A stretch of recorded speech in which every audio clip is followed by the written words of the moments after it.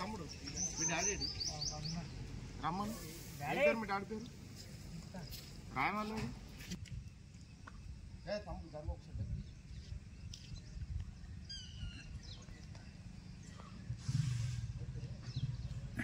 ఒకసారి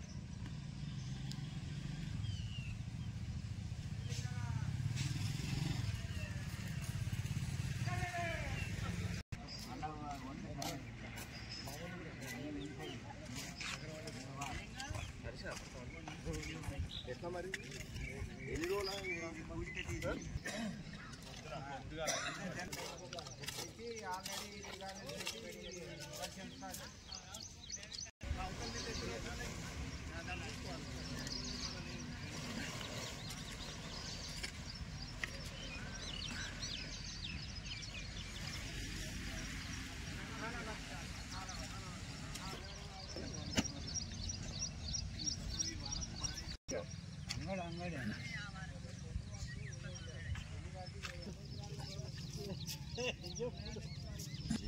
ఏం చేసి వారం రోజులు రకాలు ఈ పరద కింద నుంచి కూడా గుంజవచ్చు గుంజుతాయి అంతా తడేనా ఇది మళ్ళీ ఇది గుంజే భూమి కాదు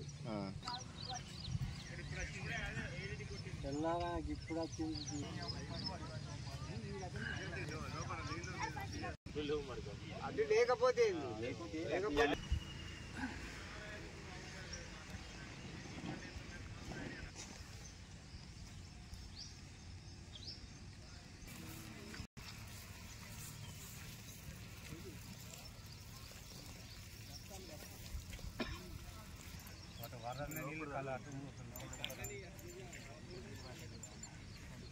మాది మంచిర్యాల జిల్లా మందమరి మండలం పొన్నారం గ్రామం. నా పేరు పెంచాల మధు. మా యొక్క పొన్నారం గ్రామంలో పిఎస్సి సెంటర్ దాదాపు 15 రోజుల నుంచి ప్రారంభం చేయడం జరిగింది. ప్రారంభమైన కాంచెలి ఒకే ఒక లారీ ఈ యొక్క సెంటర్ ద్వారా కొనుగోలు చేయడం జరిగింది. వెళ్లిన లారీ కూడా మిల్లర్ దగ్గర అన్లోడింగ్ కాకపోవడం వల్ల ఈ సెంటర్లో దాదాపు 250 ఎకరాల వడ్లు ఉదయం 4 గంటలకు కురిసిన అకాల వర్షానికి మొత్తం వడ్లన్నీ కూడా తడిసి ముద్దయినాయి. ఈ పిఎస్సి సెంటర్లో కనీసం ఒక్క టార్పిలిన్ కవర్ కూడా అధికారులు ఈ యొక్క రైతులకు ఇవ్వడం లేదు. అలాగే ఈ తడిసిన వడ్లు కూడా ఎవరికి ఎక్కడ అమ్ముకోవాలి, ఏం చేయాలి, మొత్తం ఈ సెంటర్ కూడా బురదమయం అవడం జరిగినది. ఇప్పటికైనా ప్రభుత్వం స్పందించి ఈ అధికారులకు తొందరగా ఈ యొక్క సెంటర్లకు పంపించి ప్రతి ఒక్క తడిసిన గింజను కూడా కొనుగోలు చేయాలని మేము ఒక గ్రామం తరఫున డిమాండ్ చేస్తున్నాం. మందమరి మండలం పొన్నారం గ్రామంలో అర్ధరాత్రి కురిసిన వర్షాలకు దాదాపుగా 200 ఎకరాల వరి ధాన్యం నాటడం జరిగింది. రైతు ప్రభుత్వం అని చెప్పుకునే ఈ ప్రభుత్వం దాదాపుగా సెంటర్ ఓపెన్ చేసి 15 రోజులు అవుతున్నా కానీ కేవలం ఒకటే లారీని కొనుగోలు చేసింది.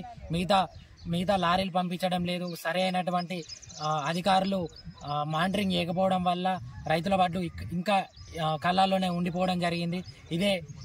ఇదే రైతు ప్రభుత్వంలో రైతులు ఇప్పటి వరకే రైతు రుణమాఫీ కానీ రైతు బంధు కానీ ఇప్పుడు వడ్లు కొనకపోవడం వల్ల రైతు ప్రైవేట్కి అమ్ముకోవడం వల్ల 1800 రూపాయల క్వింటాల్కి 500 రూపాయల క్వింటాల్కి నష్టపోవడం జరుగుతుంది.